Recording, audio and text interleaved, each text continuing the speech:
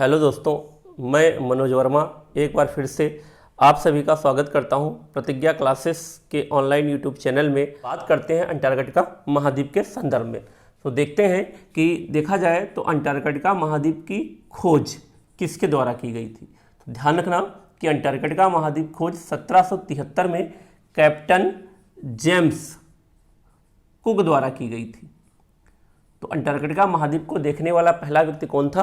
James cook था। लेकिन देखा जाए तो जेम्स कुक इसके मुख्य भूमि तक पहुंच नहीं पाए थे, अर्थात इन्होंने इसकी खोज तो की लेकिन ये यहाँ पहुंचने में सफल नहीं हुए। तो अब देखते हैं कि अंटार्कटिका महाद्वीप की मुख्य भूमि पर पहुंचने वाला व्यक्ति, तो मुख्य भूमि पर पहुंचने वाला व्यक्ति फेबियन वेलिंग सॉसेन था। सॉसेन। तो ध्यान रखना कि अंटार्कटिका महाद्वीप की मुख्य भूमि पर पहुंचने वाला पहला व्यक्ति जो था वो वेलिंग सॉसेन था और ये 1820 में अंटार्कटिका महाद्वीप पर पहुंचने में सफल हुआ। फिर कई किताबों में एक और नाम दिया होता है जेम्स डेविस। James Davis. तो अगर बात करें जेम्स डेविस के संदर्भ में, तो जेम्स डेविस दूसरा व्यक्ति था जो अंटार्कटिका महाद्वीप पर पहुंचा था और ये यहाँ पहुंचने में कब सफल हुआ? तो 1821, अर्थात वेलिंग सॉसेन के एक साल बाद जो दूसरा व्यक्ति था अंटार्कटिका महाद्वीप पर पहुंचने वाला, उसका नाम था जेम्स डेविस। और देखते हैं अगर भारत के संदर्भ में कि पहला भारतीय जो अंटार्कटिका महाद्वीप पर पहुंचा था तो उसका नाम था लेफ्टिनेंट रामचरण। तो रामचरण पहले भारतीय थे जो अंटार्कटिका महाद्वीप पर पहुंचने में सफल हुए थे और ये यहाँ कब पहुंचे थे? तो 1960 में। तो ध्यान रखना कि प्रथम भारतीय जो अंटार्कटिका महाद्वीप पर पहुंचा 1960 में, क्या नाम था? रामचरण था। और अंटार्कटिका महाद्वीप की खोज जेम्स कुक द्वारा की गई थी लेकिन ये इसकी भूमि तक नहीं पहुँच पाए थे। और देखा जाए तो अंटार्कटिका महाद्वीप पर पहला कदम रखने वाला व्यक्ति तो कौन था? वेलिंग सॉसेन था। और दूसरा व्यक्ति तो जेम्स डेविस था। और इसी अंटार्कटिका महाद्वीप के मध्य में स्थित है पृथ्वी का दक्षिणी बिंदु। तो देखा जाए कि दक्षिणी ध्रुव पर पहुंचने वाला पहला व्यक्ति जिसका नाम था एमेंडसन। तो दक्षिणी ध्रुव पर पहुंचने वाला प्रथम व्यक्ति कौन था? एमेंडसन। और अगर बात करें प्रथम भारतीय की, कि प्रथम भारतीय जो दक्षिणी ध्रुव पर पहुंचा था तो जिनका नाम था डॉक्टर गिरिराज सिरोही। क्या नाम था? गिरिराज सिरोही। तो डॉक्टर गिरिराज सिरोही प्रथम भारतीय थे जो दक्षिणी ध्रुव पर पहुंचे थे। और देखते हैं तो इनका अगर संबंध देखा जाए तो इनका संबंध उत्तर प्रदेश के बुलंदशहर से था। तो एक बार फिर से रिकॉल करवा देते हैं आपको कि अंटार्कटिका महाद्वीप की खोज जेम्स कुक द्वारा की गई थी 1773 में, किंतु यह इसकी भूमि तक नहीं पहुंच पाए थे। और अंटार्कटिका महाद्वीप पर पहुंचने वाला पहला व्यक्ति वेलिंग सॉसेन था और दूसरा व्यक्ति तो जेम्स डेविस था। और अगर बात करें भारतीय की, तो अंटार्कटिका महाद्वीप पर पहुंचने वाला पहला भारतीय रामचरण कब पहुंचे थे? तो 1960 में। और अगर देखा जाए दक्षिणी ध्रुव पर, तो दक्षिणी ध्रुव पर पहुंचने वाला पहला व्यक्ति एमेंडसन था। और देखा जाए अगर भारत के संदर्भ में, तो पहला भारतीय जो दक्षिणी ध्रुव पर पहुंचा था नाम था डॉक्टर गिरिराज सिरोही। तो ये हो गए यहाँ के कुछ पॉइंट। अब बात करते हैं आगे। तो अब इसके नामों को लेकर हम बात करते हैं। तो देखा जाए कि अंटार्कटिका महाद्वीप को एक नाम दिया गया श्वेत महाद्वीप। इसे श्वेत महाद्वीप की संज्ञा दी गई है। तो श्वेत महाद्वीप क्यों कहा जाता है? क्योंकि इसके जो 98% भाग पर है हमेशा बर्फ जमी रहती है। और देखा जाए तो यहाँ 1.6 किलोमीटर मोटी बर्फ की परत पाई जाती है और बर्फ जो होती है वो देखने में सफ़ेद नजर आती है, इसीलिए इसे श्वेत महाद्वीप की संज्ञा दी जाती है। तो ध्यान रखना कि श्वेत महाद्वीप किसे कहते हैं? अंटार्कटिका महाद्वीप को। अंटार्कटिका महाद्वीप के लगभग 98% भाग पर क्या पाई जाती है? बर्फ पाई जाती है। तो इसे क्या कहते हैं? श्वेत महाद्वीप। फिर देखा जाए तो क्षेत्रफल में अगर बात की जाए तो क्षेत्रफल में यह विश्व का 5वां सबसे बड़ा महाद्वीप है। तो क्षेत्रफल में कौन सा आता है? विश्व का 5वां सबसे बड़ा महाद्वीप। और अगर बात करें जनसंख्या में कि यहाँ कोई जनसंख्या निवास करती है या नहीं, तो देखा जाए कि अंटार्कटिका महाद्वीप पर बर्फ जमे होने के कारण यहाँ जनसंख्या निवास करना कह सकते हो पॉसिबल नहीं है, अर्थात यहाँ किसी भी प्रकार की जनसंख्या निवास नहीं करती है, इसीलिए इसे नाम दे दिया गया निर्जन महाद्वीप। निर्जन महाद्वीप, जनसंख्या न निवास करने के कारण इसे निर्जन महाद्वीप की संज्ञा दी गई है। और देखा जाए तो यहाँ फिलहाल अस्थायी जनसंख्या पाई जाती है। अस्थायी जनसंख्या पाई जाती है लगभग 5000 के अप्रॉक्स, ठीक है। तो यहाँ अस्थायी जनसंख्या पाई जाती है, अर्थात कुछ लोग जो जाते हैं अंटार्कटिका महाद्वीप पर जाते हैं और कुछ समय पश्चात चले आते हैं। क्यों जाते हैं? क्योंकि जब अंटार्कटिका महाद्वीप की खोज की गई थी तो सभी देश उस पर अधिकार करने के लिए पहुंच गए और देखा जाए तो आपस में होड़ लग गई। तभी यूएनओ ने घोषित किया कि अंटार्कटिका महाद्वीप पर कोई देश अधिकार नहीं कर सकता है, सभी देश अपने वैज्ञानिक शोध संस्थान वहां बना सकते हैं और कह सकते हो कि मानव जीवन से समर्पित शोध संस्थान वहां किए जा सकते हैं। तो इसीलिए देखा जाए तो वहां विभिन्न देशों के लोग जो साइंटिस्ट होते हैं वो जाते हैं, कुछ समय वहां शोध करते हैं और उसके पश्चात चले आते हैं। इसीलिए इसे निर्जन महाद्वीप कहते हैं। और अस्थायी जनसंख्या कितनी? 5000। तो इसका एक नाम और पड़ गया विज्ञान को समर्पित महाद्वीप, क्योंकि विभिन्न देशों के यहाँ क्या है? शोध संस्थान है। तो क्या कहते हैं? विज्ञान को समर्पित महाद्वीप। तो विज्ञान को समर्पित महाद्वीप की संज्ञा किसको दी गई है? अंटार्कटिका महाद्वीप को दी गई है। इसीलिए इसे एक और नाम दिया गया है आशा का महाद्वीप। आशा का महाद्वीप। और देखा जाए तो अंटार्कटिका महाद्वीप विश्व का ऐसा महाद्वीप है जहां 6 महीने का दिन 6 महीने की रात होती। क्यों? क्योंकि सूर्य जो होता है वो उत्तरायण और दक्षिणायन होता रहता है। तो देखा जाए कि पृथ्वी को 2 भागों में विभाजित करने वाली रेखा हमारी भूमध्य रेखा होती है। इसके उत्तर में कर्क रेखा है और इसके दक्षिण में मकर रेखा है।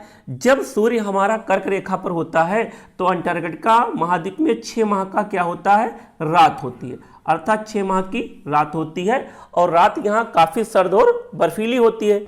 जब यही सूर्य मकर रेखा पर पहुंचता है तो यहाँ 6 महीने का क्या हो जाता है? दिन हो जाता है। 6 महीने का क्या होता है? दिन। तो ध्यान रखना आप सभी लोग कि अंटार्कटिका महाद्वीप विश्व का ऐसा महाद्वीप है जहाँ 6 महीने की रात देखने को मिलती है और 6 माह का दिन देखने को मिलता है। और बर्फ जो होती है उसका एक गुण होता है कि बर्फ जो होती है वो पिघलती और जमती रहती है।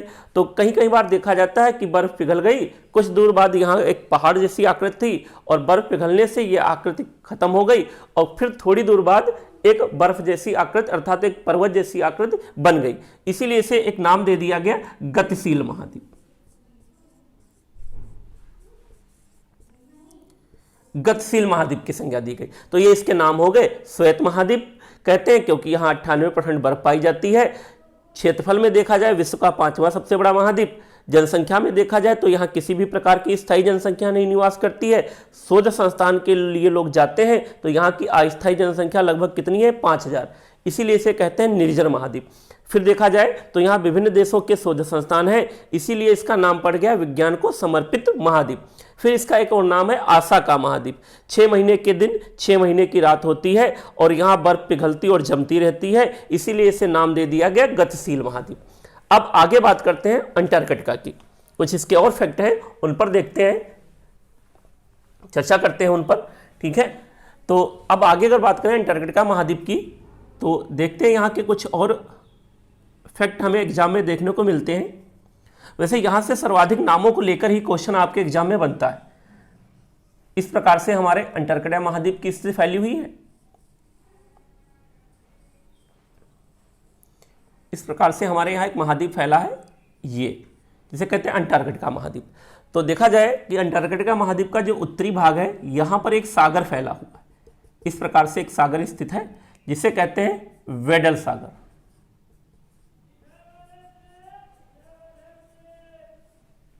वेडल सागर। इसके दक्षिण में एक और सागर फैला हुआ इस प्रकार से, जिसका नाम दिया गया रॉस सागर। और रॉस सागर से लेकर आपके एग्जाम में एक क्वेश्चन बनता है, क्योंकि यूनेस्को ने इसे 2016 में विश्व का सबसे बड़ा समुद्री जैव संरक्षित क्षेत्र घोषित किया है। तो विश्व का सबसे बड़ा समुद्री जैव संरक्षित क्षेत्र कौन सा है? तो वो आपका रॉस सागर है। कहाँ स्थित है? तो अंटार्कटिका महाद्वीप में। तो ध्यान रखना कि 2006 में यूनेस्को द्वारा रॉस सागर को विश्व का सबसे बड़ा समुद्री जीव संरक्षित क्षेत्र घोषित किया गया। फिर देखा जाए तो ये जो भाग है ये वाला, ये एक प्रायद्वीपीय भाग है, क्योंकि प्रायद्वीप किसे कहते हैं तो हमने आप लोगों को बताया था कि जिसके तीन ओर जल हो, इधर भी जल है, इसके इधर भी जल है और इधर भी जल है, तो जिसके तीन ओर जल हो उसे क्या कहते हैं, प्रायद्वीप। तो ये अंटार्कटिका महाद्वीप का एकमात्र भाग है जो बर्फ से खुला हुआ है, अर्थात बर्फ से बर्फहीन है। तो अंटार्कटिका का एकमात्र भाग जो बर्फ से हीन है जिसको कहते हैं पाल्मर प्रायद्वीप। क्या नाम इसका है, पाल्मर प्रायद्वीप। तो पाल्मर प्रायद्वीप अंटार्कटिका का एकमात्र भाग है जो हमेशा बर्फ से खुला रहता है। और देखा जाए तो इसी क्षेत्रों में एक चिड़िया पाई जाती है जिसे कहते हैं पेंगुइन चिड़िया।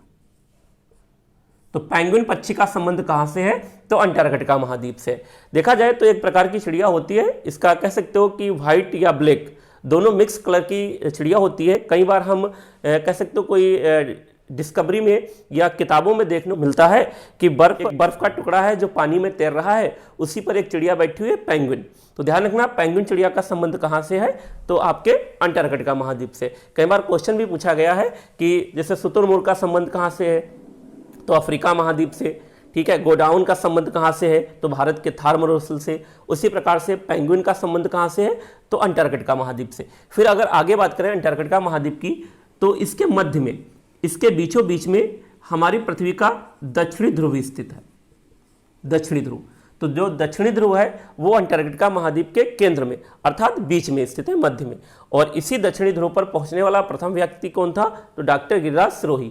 और अगर बात करें विश्व पर, तो विश्व में सबसे पहला व्यक्ति जो दक्षिणी ध्रुव पर पहुंचा था उसका नाम क्या था, एमिंडसन। और इसी के पास यहां पर एक पर्वत फैला हुआ है जिसका नाम है क्वीनमोड पर्वत, क्वीनमोड। और क्वीनमोड जो पर्वत है वो यहां का सबसे लंबा पर्वत है। तो अंटार्कटिका महाद्वीप का सबसे लंबा पर्वत कौन सा है, क्वीनमोड। और यह पर्वत जो है कह सकते हो कि अंटार्कटिका को दो भागों में विभाजित करता है, एक ये वाला भाग और एक ये वाला भाग। और इसी क्वीनमोड की यहां पर एक चोटी स्थित है जिसका नाम है विंसप मेसिफ, विंसप मेसिफ, विंसप मेसिफ, जो यहां का सबसे ऊंचा शिखर है। तो ध्यान रखना कि अंटार्कटिका महाद्वीप का सबसे जो ऊंचा शिखर है वो विंसप मेसिफ है। और किसका भाग है, तो क्वीनमोड की। तो क्वीनमोड का जो सर्वोच्च शिखर है वो विंसप मेसिफ है। फिर अगर आगे देखा जाए अंटार्कटिका महाद्वीप के बारे में, तो यहां पर एक ज्वालामुखी स्थित है जिसका नाम है माउंट एबुस, माउंट एयरबस, या कहीं कहीं इसी को माउंट एब्रुज भी लिखा गया है। तो ध्यान रखना जो माउंट एब्रुज है वो एकमात्र अंटार्कटिका महाद्वीप का सक्रिय ज्वालामुखी है। और इसके संदर्भ में एक क्वेश्चन और आपके एग्जाम में बनता है कि विश्व का सबसे दक्षिणतम सक्रिय ज्वालामुखी कौन सा है, तो माउंट एब्रुस है। ध्यान रखना हमने क्या बताया है कि जो माउंट एब्रुस या एयरबस जो है वो अंटार्कटिका महाद्वीप का एकमात्र सक्रिय ज्वालामुखी है और यह विश्व का सबसे दक्षिणतम स्थित सक्रिय ज्वालामुखी है। फिर देखा जाए तो ये जो अंटार्कटिका महाद्वीप है यहां पर अगर बात करें वनस्पति की, तो यहां पर फर्न व लाइकेंस जैसी वनस्पतियां पाई जाती हैं। कोई विशाल वनस्पतियां नहीं है, छोटी छोटी वनस्पतियां हैं। ठीक है, फर्न और लाइकेन जैसी वनस्पतियां पाई जाती हैं। और इसी अंटार्कटिका महाद्वीप में कुछ मछलियां पाई जाती हैं। ये किसके लिए प्रसिद्ध है, तो यह सील मछली के लिए प्रसिद्ध है। और झुंडों में रहने वाली यहां क्रील मछलियां पाई जाती हैं। तो ये भी आपके एग्जाम में क्वेश्चन पूछ लिया जाता है कि झुंडों में कौन सी मछलियां पाई जाती हैं, तो वो कौन सी है, क्रील मछलियां। ये छोटी छोटी मछलियां होती हैं, झुंडों में रहती हैं और यूरोप महाद्वीप के लोग इन्हें बड़े चाव से खाते हैं। तो ध्यान रखना कि वनस्पति में देखा जाए तो फर्न और लाइकेन पाई जाती है, और अगर जीव में देखा जाए तो सील और क्रील मछलियां पाई जाती हैं। क्रील मछलियां झुंडों में निवास करती हैं। और यहाँ एक चिड़िया पाई जाती है, कौन सी, पेंगुइन चिड़िया। और यहाँ का एकमात्र जो सबसे लंबा पर्वत है वो कौन सा है, क्वीनमोड, और जिसका सर्वोच्च शिखर कौन सा है, विंसप मेसिफ। फिर अगर आगे बात करें अंटार्कटिका महाद्वीप की, तो यहाँ विभिन्न देशों के शोध संस्थान स्थित हैं और भारत के यहाँ 3 शोध संस्थान स्थित हैं। कौन कौन से? तो पहला नाम है दक्षिण गंगोत्री, फिर देखा जाए तो मैत्री और एक और हाल ही में भारत द्वारा स्थापित किया गया यहाँ शोध संस्थान जिसे कहते हैं भारती। तो दक्षिण गंगोत्री की स्थापना 1984 में की गई थी, मैत्री की स्थापना 1987 में की गई थी और हाल ही में भारत द्वारा बनाया गया जो शोध संस्थान है वो 2006 में कौन सा? भारती।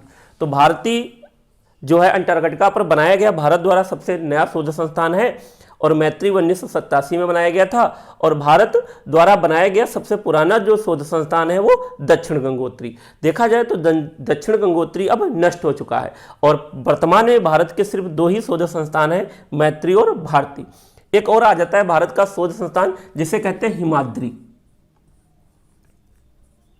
हिमाद्री। तो आपसे क्वेश्चन भी पूछ लिया जाता है जिसे 4 आपके दे दिए जाएंगे शोध संस्थान और पूछा जाएगा कि निम्न में से हिमाद्री का संबंध कहाँ से है या निम्न में से जो है अंटार्कटिका महाद्वीप पर स्थित कौन सा शोध संस्थान है या कौन सा नहीं है। तो देखा जाए तो दक्षिण गंगोत्री, मैत्री और भारती का संबंध कहाँ से है?